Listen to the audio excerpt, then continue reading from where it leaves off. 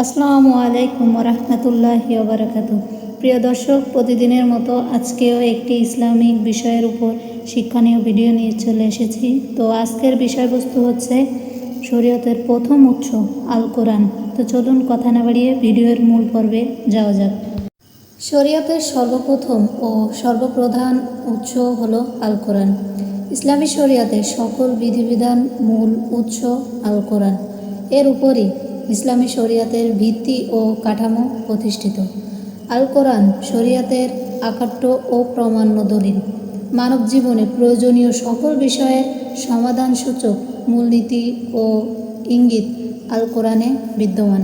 কোরআন সম্পর্কে আল্লাহ তাআলা কোরআনে বলেছেন, আল্লাহ তাআলা বলেন, অন্নাজালনা আলাইকাল কিতাবা তাবয়ানাল লিকুল্লি শাইইন।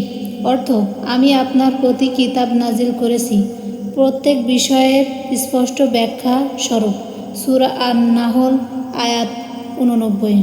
সুতরাং প্রিয় দর্শক, আমরা সবাই জানি আল কোরআন আল্লাহ তাআলার পবিত্র বাণী। এটি সর্বশেষ ও সর্বশ্রেষ্ঠ আসমানি কিতাব। ভিডিওগুলো ভালো লাগলে ইউটিউব থেকে দেখে থাকলে সাবস্ক্রাইব করবেন এবং ফেসবুক থেকে দেখে থাকলে ফলো দিয়ে আমাদের চ্যানেলের সাথেই থাকবেন। তো চলুন মূল আলোচনায় যাওয়া যাক।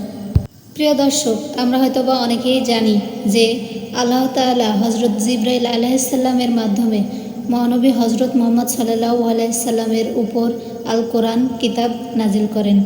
এ কিতাব আরবি ভাষায় নাজিলকৃত। ইসলামী শরীয়তের প্রধান উৎস হিসেবে আল কোরআনে মানবজাতির জীবন পরিচালনার সুস্পষ্ট মূলনীতি ও নির্দেশনা বিদ্যমান।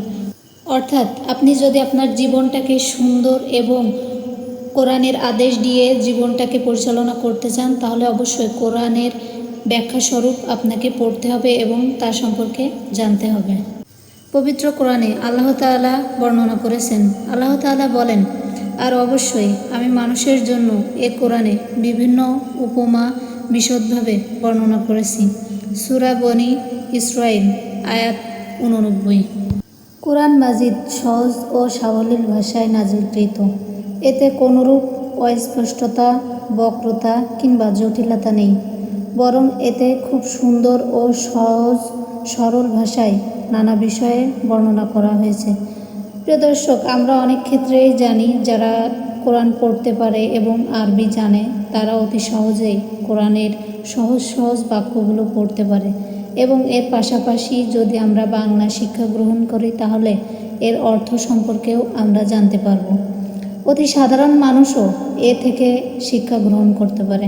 আল্লাহ তাআলা বলেন, আমি তো কোরআনকে আপনার ভাষায় সহজ করে দিয়েছি যাতে তারা উপদেশ গ্রহণ করে।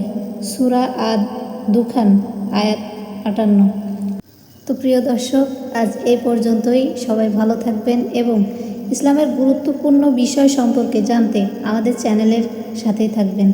আল্লাহ হাফেজ।